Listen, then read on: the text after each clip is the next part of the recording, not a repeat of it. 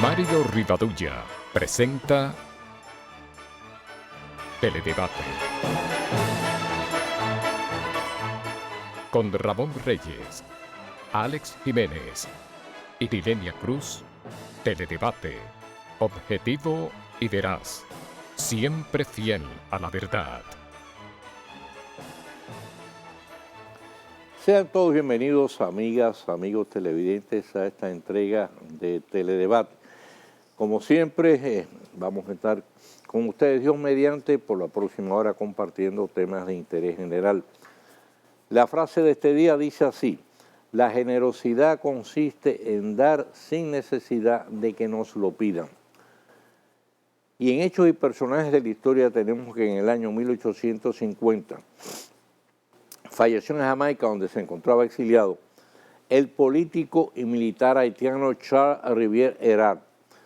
Nacido en Puerto Príncipe, encabezó la conspiración que derrocó a Boyer en el año 1843, a quien sustituyó en la presidencia de manera provisional, hasta que al aprobarse una nueva Carta Magna fue declarado presidente constitucional. Fue bajo su mandato que la parte oriental de la isla se declaró independiente, proclamándose la República Dominicana, con la finalidad de enfrentar el movimiento libertador. Erard marchó al frente de un ejército de 25.000 hombres, siendo derrotado y obligado a regresar a Haití. Pocos días después fue obligado a dimitir bajo la presión de un grupo revolucionario, teniendo que marchar al exilio. Bien, pues Miguel Vargas Maldonado pues, se ha estrenado como canciller en su primer desplazamiento diplomático, al parecer con buen pie. Tomó la iniciativa de visitar a Haití, a las autoridades haitianas. Ahí sostuvo una larga entrevista con el presidente de Haití, José Lerme Priver, y el canciller Pierre Rodelien. Él viajó acompañado de los destacados empresarios Juan Vicini, Fernando Capellán. Ellos son los promotores del proyecto binacional Quisqueya para el desarrollo de la zona fronteriza en mutuo beneficio. Y en un proyecto además que cuenta con una alianza, en este caso, de empresarios también haitianos. Un proyecto muy interesante, un multimillonario, que en la medida en que se vaya ejecutando va a promover un extraordinario desarrollo en esa región prácticamente olvidada, preterida del país, tanto de un lado como del otro de la frontera. Y también en esa comitiva empresarial pues figuró el empresario santiagués Eduardo Estrella. De acuerdo a las informaciones que se han ofrecido como consecuencia de este viaje, lo primero fue que se estableció el levantamiento de la veda que pesaba sobre 23 productos dominicanos. El presidente de Haití dijo, bueno, que no había ninguna dificultad en que se restableciera el flujo de comercio, ya sea por vía marítima, aérea, terrestre, siempre y cuando naturalmente se pague el arancel, y eso es lógico. Por otro lado, y esto es también muy importante, asumió el compromiso de entregar 112.000 pasaportes a otros tantos residentes haitianos en el país que no se han podido, en este caso, renovar su permiso de residencia dentro del marco de la ley de regularización y naturalización que promulgó el gobierno. Esa ley se venció y una gran cantidad de residentes haitianos no han podido renovar en este caso su estancia en el país, precisamente por falta de documentos de identidad. Entonces el gobierno lo que hizo fue extender el plazo de vencimiento de la ley por un año más. Pero naturalmente para que eso funcione, para que dé resultados, es imprescindible que las autoridades de Haití doten de sus documentos de identidad a esos haitianos residentes aquí, que están huérfanos de identidad en ese sentido y por ese motivo pues no han podido realizar los trámites correspondientes. Por otro lado, se acordó también restablecer, en este caso, pues la comisión mixta bilateral. Y asimismo, bueno, pues se tomaron también, se trató también en relación con el transporte y con otros aspectos, ¿no?, de mutuo interés. Naturalmente, hay que tomar en consideración que las autoridades haitianas ahora mismo son provisionales. Va a haber elecciones para el día 9 de octubre. Esas son las elecciones que se van a dar en lugar de las que se dieron anteriormente, donde los fraudes fueron tan grandes, tan evidentes, tan escandalosos, que hubo que anularlas. Y entonces ahora las nuevas elecciones están programadas para el día 9 de octubre. Y como consecuencia de esas elecciones saldrán las nuevas autoridades ya que tendrán un periodo constitucional, y es de esperar, bueno, que esas autoridades en ese sentido pues acojan, respeten, le den cumplimiento a estos acuerdos. Únicamente que el canciller tenga nuevamente que visitar en ese caso a Haití, también para conocer además las nuevas autoridades y mantener, repito, la vigencia de estos acuerdos, que son de suma importancia, porque en definitiva estamos obligados, compelidos, a compartir en el territorio de la isla de por vida. Entonces lo sensato, lo inteligente es precisamente, bueno, pues poder establecer normas de mutuo respeto y además de amistad y hasta la mayor medida posible de cooperación. Por otro lado, señores, tenemos que en días recientes el director ejecutivo de Casa Abierta, Juan Radamés de la Rosa, planteó que el gobierno diera una amnistía para todas las personas que están presas, no por tráfico de drogas, sino simplemente por consumo, es decir, que están condenados por adicción. Él entiende, y nosotros estamos de acuerdo totalmente en eso, que el adicto es un enfermo, y por tanto usted no le puede dar el mismo tratamiento que se le da, por ejemplo, a un traficante de drogas, como es natural. El traficante de drogas lo que es un negociante, y en definitiva el adicto termina siendo víctima de ese negociante. Ahora bien, esa propuesta de por sí sola no me parece viable. La propuesta está incompleta, ¿no? Si sencillamente usted dice, bueno, que los adictos pues no sean sancionados, no sean tratados como delincuentes. Pero usted tiene en ese caso que establecer la obligación de que se someta a rehabilitación. Y eso lo planteó con mucha claridad al intervenir en esa polémica, porque se creó una polémica y quienes están en contra de que se dé una amnistía para los adictos. Intervino el magistrado José Manuel Hernández Peguero y planteó esa misma situación con la que estamos totalmente de acuerdo. O sea, la ley todavía habría que modificarla, porque la ley trata al adicto como un delincuente, lo que establece pena de cárcel, y eso no va a resolver nada. El adicto con pena de cárcel lo que va a salir es, igualmente va a seguir siendo adicto, y además de eso va a salir, bueno, imagínense, con todo el déficit ese de todos esos malos ejemplos que se producen en las prisiones, ¿no?, como es natural. O sea que va a ser peor el remedio que la enfermedad. Y por otro lado, bueno, pues vamos a ver si esa situación realmente se puede solucionar. Creemos que es lo sensato, que es lo inteligente. Insistimos, meter a un adicto en la prisión por el simple hecho, bueno, que tiene esa adicción, que en definitiva es una enfermedad rehabilitable, recuperable. Bueno, pues eso no va a resolver nada, eso es lo que hace que empeore el problema. Ahora, tampoco usted lo puede decir sencillamente, dejarlo en libertad sin la obligación, el compromiso de que se someta a un proceso de rehabilitación. Y hablando de drogas, precisamente, bueno, la fuerza de ataque del Corredor del Caribe, que ahí funciona en Puerto Rico, incautó ayer dio el reporte ayer, incautó en el curso de 4 diferentes operativos, pero dio la información ayer de que en esos 4 operativos habían logrado incautar 2.390 kilos de cocaína y 1.010 de marihuana.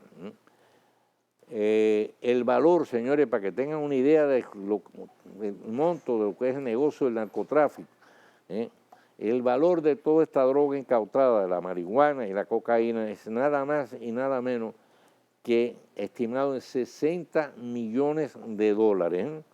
60 millones de dólares es lo que vale esa droga incautada. Entonces ustedes por ahí pueden sacar el cálculo de cuando aquí, por ejemplo, las autoridades reportan el decomiso de 500, 1.000 kilos de droga, bueno, ya ustedes tienen una idea más o menos de cuánto puede valer esa droga, un monto extraordinario. El narcotráfico es uno de los grandes negocios a nivel mundial, naturalmente un negocio totalmente ilícito, lo que mueve más recursos.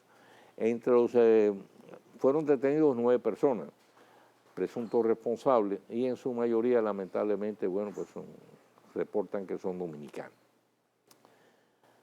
Y bueno, la noticia hoy del día fue el aumento de 70,000 pesos al sueldo de los senadores, 125,000 a los diputados.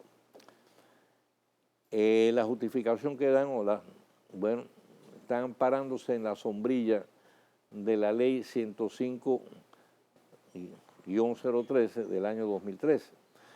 ¿Qué estableció esa ley? Esa ley autorizó el aumento de sueldos de todos los funcionarios, hasta determinado nivel. Entonces, ahora los diputados y senadores argumentan que al amparo de esa ley, todos los funcionarios, inclusive el presidente de la República, tiene el salario que está fijado por esa ley en 450,000 pesos mensuales. Y se reajustó a ese valor precisamente al amparo de esa legislación. Entonces ellos se argumentan que todo el mundo se aumentó, menos ellos. Ahora hay una realidad. Mire, en la vida todo es sentido, la oportunidad, y más en el plano político. Con independencia de otros argumentos, porque viene la crítica por el barrilito, por el cofrecito y por todas las demás ventajas de que disfrutan los señores congresistas, lo menos que puede decirse es que resulta inoportuno en estos momentos. Además, debilita mucho la posición del gobierno, y esto tomando en cuenta que la gran mayoría del Senado y de la Cámara de Diputados, bueno, le pertenece al PLD. Entonces, el interés directo en este caso de los congresistas PLDistas tenía que jugar con el interés del gobierno. Y eso debilita la posición del gobierno frente a las demandas de aumento salarial de los médicos y de los maestros, como es el que ya están planteándole en la reunión que tuvieron con el ministro de Educación, Andrés Navarro, pues dijeron, bueno, que ellos quieren un nuevo aumento este año de 25%.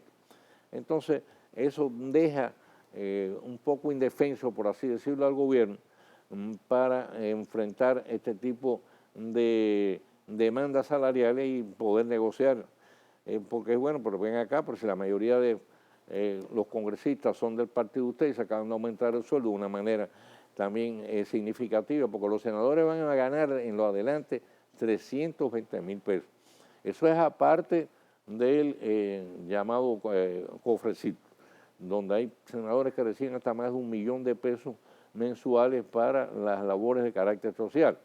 Los diputados van a ganar 175,000, de 175,000 se lo aumentaron a 300,000. O sea, van a ganar casi tanto como los senadores. Y aquí viene la otra cosa. En cambio, los empleados del Congreso van a tener que esperar hasta el nuevo presupuesto del año 2007 para que entonces le reajusten su salario. O sea que la soga, como siempre, quiebra por lo más delgado. Vamos a hacer la pausa y regresamos.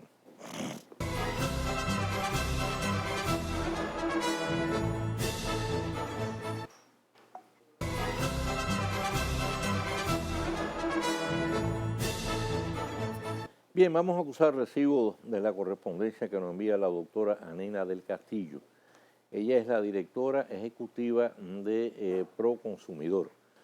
Y desde que tomó el cargo, pues tomó una serie de disposiciones en ese sentido de protección precisamente a los consumidores. Y en esta correspondencia, bueno, pues ella reitera la disposición de su despacho el compromiso de velar porque los establecimientos comerciales cumplan con lo establecido en la Ley General de Protección de los Derechos del Consumidor, a fin de resguardar la salud y seguridad de los mismos, la protección de sus intereses económicos y el debido respeto a una información oportuna.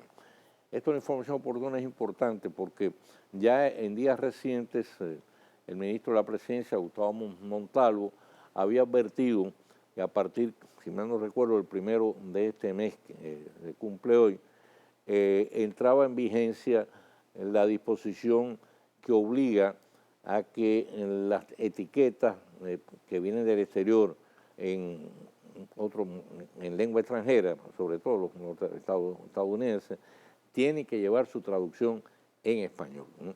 Para que los consumidores puedan estar debidamente informados del producto que están consumiendo, cuáles son sus cualidades, cuáles son a lo mejor, bueno, las advertencias sobre el consumo de los mismos. Así que es importante en ese sentido el trabajo que está haciendo Proconsumidor, exigiendo que esos productos estén debidamente identificados en nuestra lengua, la lengua española. Por otro lado, señores, el magistrado de la Junta Central Electoral, Edio Olivares, envió una carta al doctor Reinaldo Párez Pérez, presidente del Senado.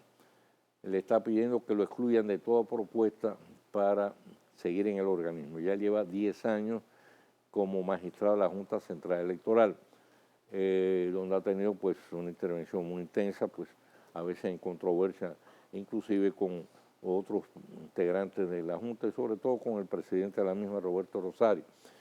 Ahora mismo pues el Senado tiene un plazo de 60 días para designar los miembros de la Junta Central Electoral para el próximo periodo, o sea, por los próximos 4 años. Están recibiendo en ese sentido pues propuestas, ternas, etcétera, y pues, ese es el motivo por el cual el magistrado Edio Olivares pues dice, no me tomen en consideración. Y por otro lado también la Cámara de Diputados está recibiendo asimismo propuestas, hay una convocatoria pública para nombrar en este caso también los integrantes de la Cámara de Cuentas. Para eso también pues hay establecido un plazo. Y hablando de ese tema, miren, en días recientes, el presidente del Partido Reformista Social Cristiano, Federico Antún, dirigió una carta a Monseñor Agripino Núñez Collado. Monseñor Agripino está sirviendo de mediador entre los partidos políticos a fin de lograr consenso para la ley electoral, la ley del partido, que ya le han salido canas de los años que vive en el Congreso. Pero también él envió un perfil de candidatos a las altas cortes, ¿no? Entonces, nosotros estuvimos escuchando las distintas especificaciones que él establece en su correspondencia, donde, según el partido, entiende que los candidatos a las altas cortes pues, deben reunir esos requisitos. Pero posiblemente no se fijó en el hecho de que los requisitos para ocupar esas posiciones están establecidos ya en la Constitución de la República y en las leyes orgánicas correspondientes. Así que lo único que hay que hacer es sencillamente es cumplir lo que establece la Constitución y lo que establece la ley o las leyes orgánicas en cuanto a el perfil, las cualidades que deben en este caso revestir o acompañar a las personas que vayan a ocupar esas posiciones. Naturalmente, él adicionó un adendum que a mí me parece que va a ser de imposible viabilidad. Él dice que la sociedad civil y los partidos políticos deben entonces elaborar una lista, ir depurando una lista de candidatos y al final dejar una lista selectiva de 15 aspirantes. Para esa lista enviársela al Senado, que es el que tiene la facultad constitucional, por ejemplo, de escoger a los miembros de la Junta Central Electoral, etcétera. Y que entonces el Senado se vea limitado a escoger los magistrados de esa lista de 15. O sea, sería una especie como poner una camisa de fuerza al Senado, decir, bueno, ustedes no pueden por su cuenta salirse de esta lista, tiene que ser esta lista y ahí mismo se acabó el invento. Y la realidad es una cosa, a mí me luce que va a ser imposible que el Senado en este caso permita que se le suplante lo que es una facultad constitucional y exclusiva precisamente de ese organismo. Hacemos la pausa y regresamos.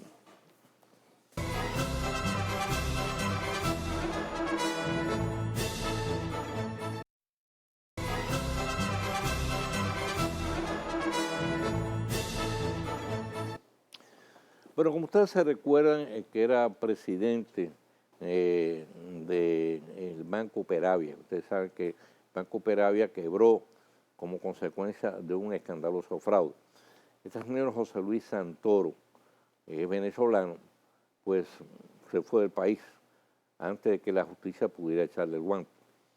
Entonces, pero allá en Venezuela lo estaban esperando porque a su vez tenía problemas legales allá.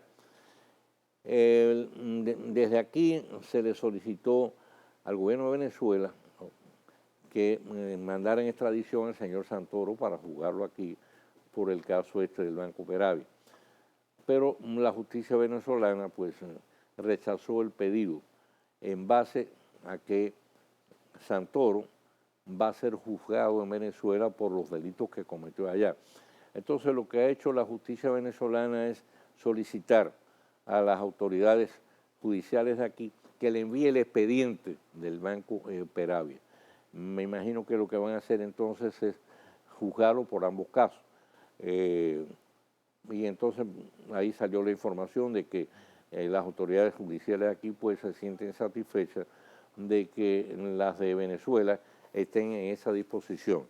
Es decir, de juzgar a este señor para que no escape a la responsabilidad de sus actos fraudulentos. Ahí una gran cantidad de personas resultaron afectadas por muchos millones de pesos.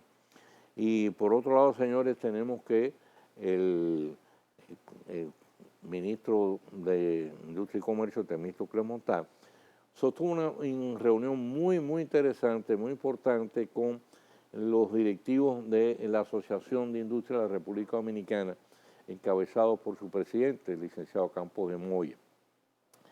En esa larga reunión se trataron asuntos muy interesantes relacionados con el fomento, el impulso a la industria dominicana. Y Campos de Moya le entregó al ministro pues una copia de un plan estratégico de fomento de la industria nacional. Es un plan muy bien elaborado y que si se lleva a la práctica pues debe producir darle un gran impulso al desarrollo de la industria nacional y como consecuencia pues que ésta pueda aportar de una manera más creciente, más significativa al crecimiento de la economía nacional, aparte la creación de nuevos puestos de trabajo. El sector industrial hay que señalar que genera más de 100.000 empleos directos formales y una cantidad posiblemente mayor de empleos indirectos que se benefician también de su actividad. Pero un punto muy importante que trataron y que creo que para el sector industrial y el sector comercial representa una carga muy gravosa, es el monopolio del transporte de los camiones, señor.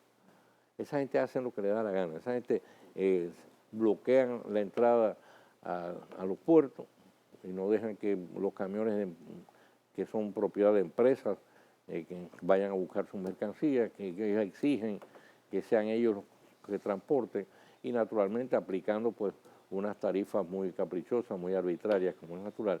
Y todo esto no solo representa una traba al libre comercio, sino además de eso pues representa también un costo mucho más elevado para la operación de las industrias y de los comercios.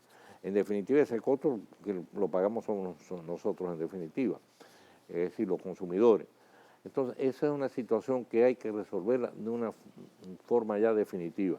El gobierno tiene en este caso que ponerse los pantalones y no permitir que lo sigan tomando de mojiganga, porque los transportistas de carga hacen lo que le da la gana. Las veces que aquí que han tranquilamente parado la salida de mercancías, la recogida de mercancías de los puertos, han bloqueado inclusive en una ocasión hasta 2 días tuvieron bloqueado el acceso a la región sur del país, creo que fue en época de Hipólito Mejía. Y al final las autoridades lo que hacen es negociar con ellos. Hay en otra ocasión también,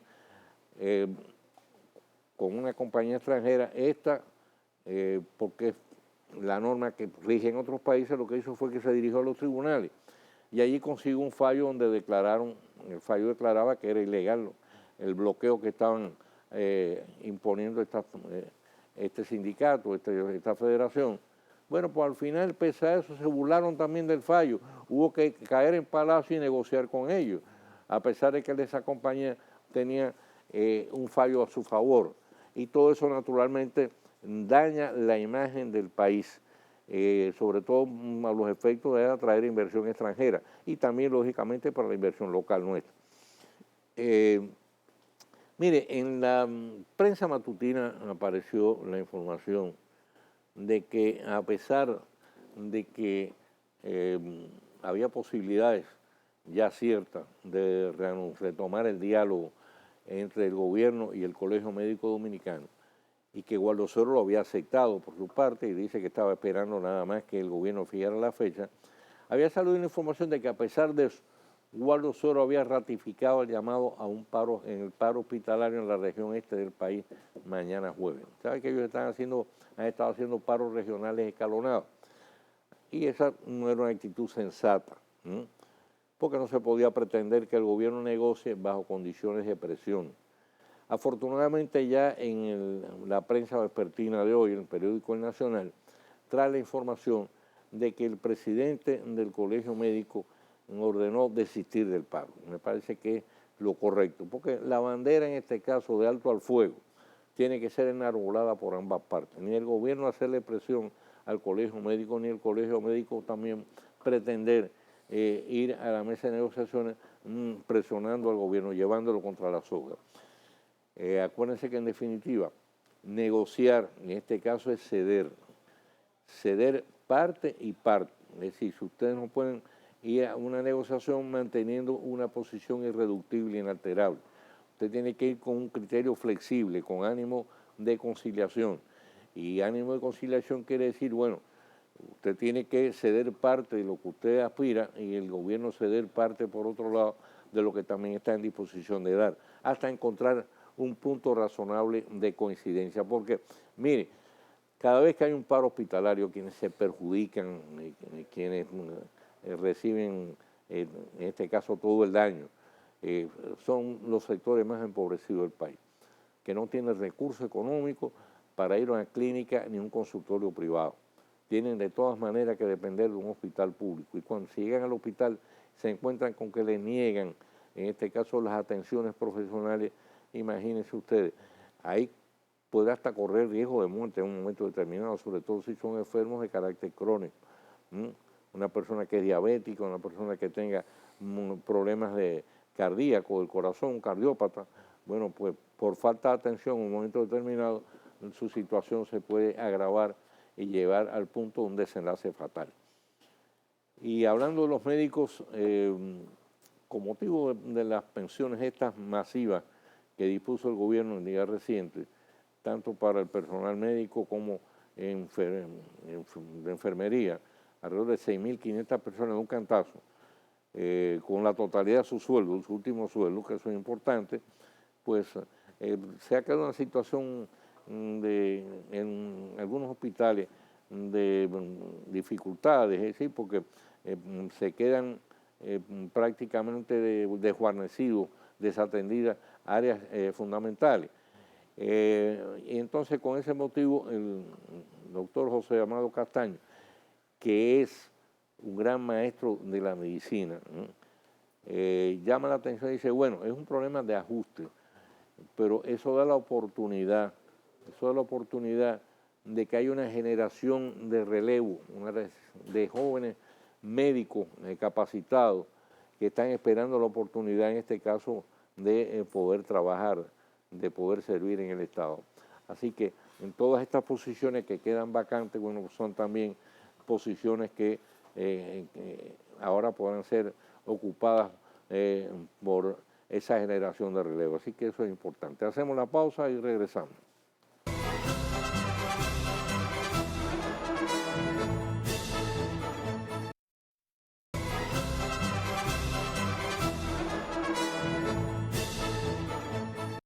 Bueno, en los medios de comunicación se ha venido debatiendo, en este caso, pues, la gran cantidad de beneficios que se le atribuyen a las aseguradoras de fondos de pensiones.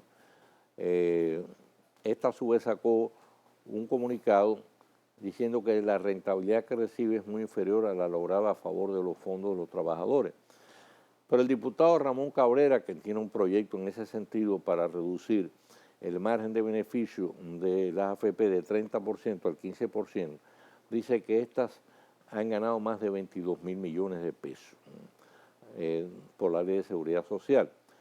Y entonces ha intervenido ahora la vicepresidenta ejecutiva del Fondo de Industria, Circe Almanza, quien plantea que las AFP deben transparentar sus reales beneficios, pero que debe ser que en vez de ser un debate público, debe ser la Superintendencia de Pensiones la que maneje esta situación, porque además es el organismo correspondiente, el organismo regulador.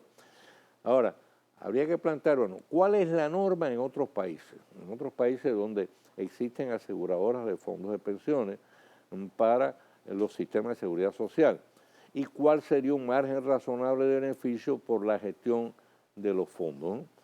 Porque debatiendo y no resolvemos nada si en definitiva no llegamos a un punto de solución. Aquí lo importante es preservar lo más posible los fondos de los trabajadores y obtener la mayor rentabilidad que puedan dar a través de las inversiones que establece la propia Ley de Seguridad Social. Miren, yo recibí una carta aquí del doctor Mariano Rodríguez Rijo, presidente del Tribunal Superior Electoral, donde acompaña una certificación en la que consta que él hizo su declaración de bienes, ¿no?, desde el año 2014, ¿no?, o sea, el 22 de mayo, perdón, 2012, el 22 de mayo del 2012. O sea, que cumplió estrictamente con lo establecido en el artículo 1 de la ley 8279 y artículo 5 de la ley número 311-14 sobre la declaración jurada de patrimonio. O sea que el doctor Mariano Rodríguez Rijo, el presidente del Tribunal Superior Constitucional, ha sido en este caso un fiel cumplidor de la ley en ese sentido. Pero es vergonzoso, señores, que la vicepresidenta de la República, la doctora Margarita Cedeño de Fernández, haya tenido que hacer dirigir una exhortación a los funcionarios públicos que todavía no han cumplido con ese requisito de ley. Están en falta. La ley dice perfectamente, la ley está 311, la de 14, que fue inspirada básicamente por los senadores Julio César Valentín y Charlie Mariotti, establece claramente toda una serie de penalidades, de sanciones a aplicar a aquellos funcionarios, primero que no cumplan dentro del plazo establecido con la obligación de declarar sus bienes al principio y al final de su gestión. Y en segundo lugar, que falseen los datos, es decir, que den unos datos que no sean los correctos. Entonces, lo único que hay que hacer aquí es acabar de cumplir la ley. La Cámara de Cuentas inclusive publicó una información, dio a conocer una información donde dice que había casi 2.000 funcionarios que todavía no habían cumplido con ese requisito, pese a que estaba más que vencido el plazo. Entonces, este no puede ser un país sin consecuencias. Si los mismos funcionarios que son los encargados precisamente de velar porque se cumplan las leyes no lo hacen, entonces ¿cómo se le va a pedir al ciudadano común y corriente que lo haga? Por eso vivimos en este permanente desorden. Aquí tiene que haber consecuencias sin importar, en este caso, cuál sea el nivel de influencia política o de poderío económico o de influencia social que pueda tener un infractor. La ley tiene que ser pareja para todo el mundo. vivimos un régimen democrático, pero debíamos aplicar la norma que hace bastantes años, cuando fue presidente de Venezuela, aplicó Rómulo Betancourt. Dijo, sí, democracia, pero con energía. Y la energía en este caso es la dictadura de la ley, pero de la ley, sin abuso, pero también sin privilegio. Todos estos funcionarios públicos que no han cumplido con la obligación de declarar sus bienes, una de dos, o están tomando de mojiganga su obligación en la ley, o tienen algo que esconder, vamos a estar claros en ese sentido. Entonces, es hora ya de que se aplique en ese sentido estrictamente la ley. Y el mismo, yo diría que hasta el presidente de la República, no la vicepresidenta, tiene que bajar una línea en ese sentido. Todos los funcionarios tienen que cumplir, en este caso, con la ley que establece la declaración de bienes al principio y al final. Una declaración de bienes que por sí sola no basta, porque después hay que verificar que real y efectivamente los bienes que están declarando son reales, y que no están declarando menos bienes de lo que tienen o más bienes de lo que realmente tienen, porque piensan apropiarse de esa cantidad de bienes como consecuencia de su gestión. Y esa ley de que estamos hablando, promovida por los senadores Mariotti y Valentín, que costó mucho trabajo sacarla, la aprobaron como 7 veces en el Senado y perimió 7 veces en la Cámara de Diputados. Al final, después de varios años de hacer presión, lograron que se aprobara. Y esa ley dice con toda claridad, inclusive, que todo aquel funcionario que no pueda demostrar el origen lícito de sus bienes, se reputa que entonces los ha adquirido de manera ilegal y por tanto es pasible de sanciones, de ser sometido a la justicia, y la propia ley establece una serie de sanciones muy fuertes que pueden llegar hasta 10 años de prisión. Es hora de que se cumpla. Hacemos la pausa y regresamos con el tiro rápido.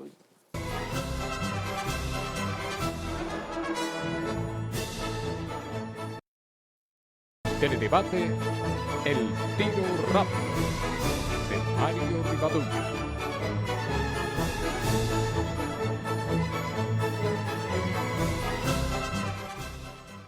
Hoy es día de despedida y agradecimiento en Teledebate. Siempre las despedidas resultan dolorosas. Esta lo es particularmente. Hoy es nuestra última transmisión por este canal 23 Telefuturo. Teledebate tiene más de 25 años consecutivos en el aire. La mayor parte de ese cuarto de siglo ha estado vinculada a este canal. Dejarlo para explorar otros horizontes en la televisión dominicana no ha sido una decisión fácil, pero absolutamente impuesta por circunstancias y razones ajenas a nuestra voluntad. Durante todo este tiempo, y debo hacer constancia expresa de ello, hemos podido desenvolvernos con entera libertad. Jamás hemos recibido la menor interferencia, ni en modo alguno pretensión de influenciar el carácter independiente de este espacio, lo que por otra parte tampoco hubiéramos aceptado. Han sido en todo momento relaciones amistosas, cooperativas y solidarias, donde las muy contadas diferencias se han resuelto siempre de la manera más armoniosa. La salida de este canal no significa en modo alguno la desaparición de Teledebate. Este seguirá en el aire hasta nuestro último aliento de vida. A partir del próximo lunes 5 de septiembre, Teledebate estará transmitiéndose de lunes a viernes en el mismo horario, de 7 a 8 de la noche, por otro canal con red de amplitud nacional, cuya identificación está siendo divulgada en la prensa. Lo será con la misma estructura, el mismo carácter independiente y el mismo afán de contribuir al ejercicio profesional de la comunicación social en nuestro país, con el más elevado criterio ético y el interés centrado en lograr el ideal de una nación cada vez mejor para beneficio de todos los dominicanos. Solo nos resta agradecer a toda nuestra teleaudiencia su generosa acogida y seguimiento que nos han dispensado a través de todos estos años, a nuestros patrocinadores por su consistente y fiel respaldo que han permitido el sostenimiento económico de este espacio, a la administración de este canal por el trato que siempre nos han dispensado y a todo su excelente personal técnico, de prensa y administrativo, incluyendo los demás productores, de quienes en todo momento hemos recibido la más amplia colaboración y firmes demostraciones de amistad. A todos la mejor y más merecida de la suerte, y a ustedes, amigas y amigos televidentes, nuestra imperecedera gratitud. Ojalá en el nuevo destino de Teledebate alcancemos a encontrar un grupo tan numeroso, fiel y valioso de seguidores. Dios los bendiga.